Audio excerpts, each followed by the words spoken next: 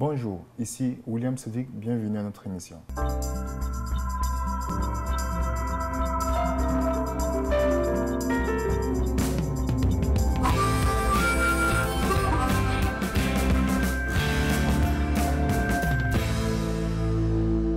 Aujourd'hui, nous recevons Karine Pierre-Louis, ingénieure et chrétienne depuis plusieurs années. Nous allons aborder avec elle le sujet de la supériorité de l'enseignement, des enseignements bibliques. Bonjour Karine. Bonjour William.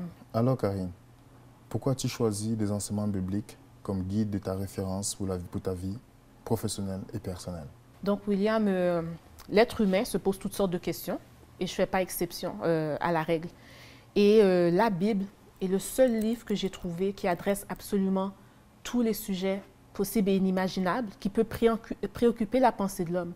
Et on y retrouve sur tous ces sujets des lignes directrices et des guides pour avoir une vie saine et équilibrée.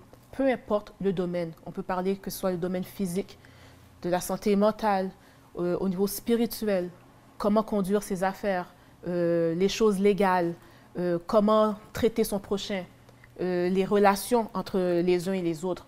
Tous ces sujets-là et bien d'autres que je passe, on peut trouver de quoi guider sa vie là-dedans. C'est pourquoi pour moi la Bible, et par conséquent, son auteur représente pour moi, je dirais, une science supérieure. Vous parlez de la supériorité des enseignements de la Bible. Dans notre société aujourd'hui qui est marquée par la théorie de l'évolution, est-ce que nous pouvons faire réellement confiance à la Bible aujourd'hui? En fait, William, moi, j'ai confiance dans la Bible justement à cause de cette alternative qu'elle propose. Quand on pense justement à la théorie de l'évolution, ça parle non seulement de ce qui serait l'origine de l'être humain et de la planète, mais ça parle aussi de tout ce qui a rapport avec sa survie, comment elle passe à travers la vie. Un des points qui a découlé de la théorie de l'évolution, c'est finalement la survie des espèces par la loi du plus fort, où ce sont les plus forts qui vont finalement dominer sur les faibles et pouvoir survivre, et ainsi la vie va pouvoir se poursuivre. Donc dans ce type de philosophie, il n'y a pas de place pour les faibles. Tous les êtres humains sont nés égaux, ça nous le savons, mais ils ne sont pas tous nés avec les mêmes opportunités ni les mêmes avantages. Alors que faire si moi, je ne fais pas partie des plus forts? Mais la Bible, elle offre vraiment cette alternative-là. Parce que, par exemple, dans 2 Corinthiens 12, 9, on nous dit « Ma puissance s'accomplit dans la faiblesse ». Alors la faiblesse n'est pas quelque chose à rejeter, mais quelque chose où on peut trouver de la force. Il y a un texte que je trouve très intéressant et qui se trouve dans 1 Corinthiens 12, versets 20 à 23, que je vais lire pour toi et pour nos téléspectateurs. Ça dit ceci, en parlant d'une analogie que l'apôtre Paul fait avec le corps qui représenterait l'ensemble des croyants. Ça dit ceci, « Maintenant donc, il y a plusieurs membres et un seul corps. L'œil ne peut pas dire à la main, je n'ai pas besoin de toi. Ni la tête dire aux pieds, je n'ai pas besoin de vous. Mais bien plutôt, les membres du corps qui paraissent être les plus faibles sont nécessaires. Et ceux que nous estimons être les moins honorables du corps, nous les entourons d'un plus grand honneur. » Et lorsqu'on nous parle, par exemple, du plan de la rédemption où Jésus est venu mourir sur la croix pour nous, on nous dit dans Romains 5, 6, « Car lorsque nous étions encore sans force, Christ, au temps marqué, est mort pour des impies. » Alors ici, on voit qu'une personne qui a toute la force, c'est-à-dire Dieu, plutôt que de rejeter le faible, il va donner sa vie pour assurer la survie du plus faible. Alors, on trouve une espèce de justice sociale basée sur l'équité, afin que tout le monde, peu importe les circonstances dans lesquelles ils sont venus à l'existence, ont une opportunité de survivre. Et je trouve que pour un monde où tout le monde n'est pas fort, il y a vraiment une espérance que la théorie de l'évolution ne peut pas offrir à tout le monde. La théorie de l'évolution avance que l'observation des phénomènes de la nature prouve que c'est la loi du plus fort qui prévaut. La nature enseigne-t-elle autre chose? Mais tout à fait. C'est sûr qu'il y a tous ces exemples prédateurs-proies où on voit que, par exemple, une gazelle va être à la merci d'un lion. Mais la nature enseigne également la protection du plus faible. On peut penser à toutes ces mamans poules, ces mamans ours qui, connaissant la vulnérabilité de leur couvée ou de leurs petits, mettent tout en œuvre pour les protéger.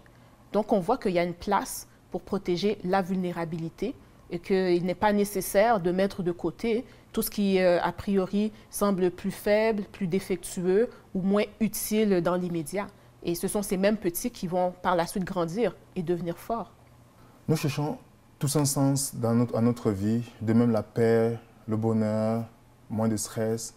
Et nous voyons beaucoup de personnes qui se tournent aujourd'hui à la méditation orientale comme le yoga et beaucoup d'autres choses. La méditation comme l'hindouisme et beaucoup d'autres choses. Est-ce que la Bible offre une alternative à tout cela? Mais justement, quand on pense à ce type de philosophie comme la méditation transcendantale, ça tire son origine justement de religions orientales telles que le bouddhisme, l'hindouisme. Quand on regarde l'hindouisme, par exemple, c'est une religion qui, entre autres, a pour fondement le fait que les personnes se réincarnent à travers différents karmas, etc. Et les personnes sont appelées à revenir dans un monde avec les mêmes problèmes et s'efforcer, d'une part, d'améliorer leur sort de vie en vie, ou d'autre part, de se détacher de leur corps pour atteindre, par exemple, ce qu'on appelait le nirvana.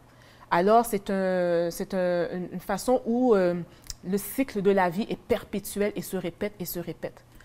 Je trouve que ce que la Bible a à offrir est nettement supérieur parce que le Seigneur nous promet dans sa parole quelque chose de mieux et de permanent.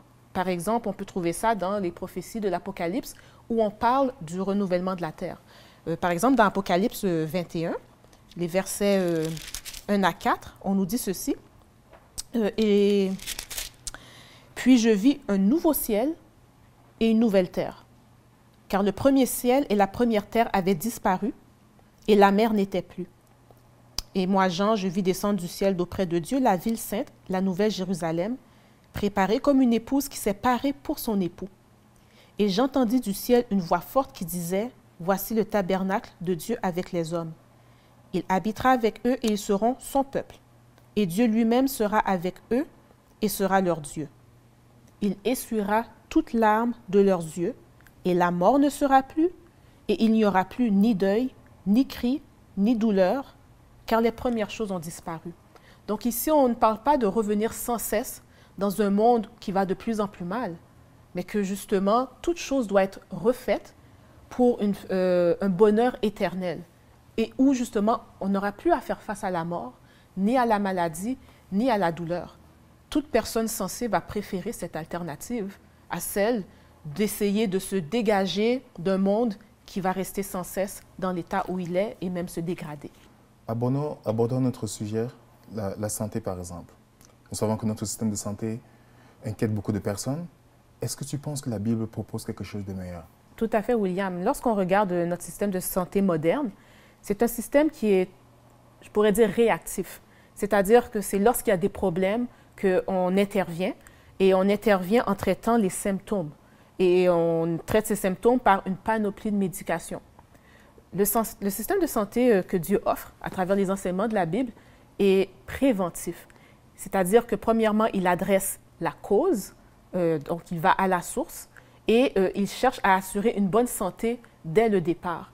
Et ce qui est intéressant, c'est qu'il est peu coûteux. On retrouve toutes sortes d'éléments tels que le soleil, l'eau, la nature, le repos, la tempérance. Ce sont tous des principes que Dieu enseigne dans sa parole pour que l'on soit en santé et qu'on évite de tomber malade. Ce qui fait qu'on n'a pas à faire des séjours longs et pénibles à l'urgence pour avoir finalement une prescription pour aller traiter simplement les symptômes. Parlant de santé, nous vivons dans une société très stressée. La quantité de personnes qui consultent des psychologues est très importante. Les gens vont même prendre des médicaments pour soigner le stress. Est-ce que la Bible offre une alternative à tout cela? Effectivement, William. Et je pense que à la base, là, la source de beaucoup de stress, c'est que les gens ont peur d'être sans ressources, sans emploi, sans argent, sans réputation. Et tous ces besoins-là causent énormément de stress. Ce qui est bien, c'est qu'à travers la Bible, on peut développer une confiance en Dieu. Et il y a dans sa parole beaucoup de promesses. Celle selon laquelle il dit « Je ne t'abandonnerai point, je ne te délaisserai point ». Parce qu'une des sources de stress principales pour les gens, c'est qu'ils sentent qu'ils sont laissés à eux-mêmes pour subvenir à leurs besoins, pour pouvoir à leurs besoins. Et ce sentiment de n'avoir autres qu'eux-mêmes pour subvenir à eux-mêmes angoissent tout le monde. Et pourtant, le Seigneur nous fait une promesse qu'il existe, il est là et il est là pour s'occuper de nous. Je me répète souvent la promesse que l'on trouve dans Matthieu 6, les versets 31 à 34 que je vais partager avec vous, qui nous montre que lorsqu'on peut avoir quelqu'un en qui avoir confiance, une grande quantité de stress tombe automatiquement.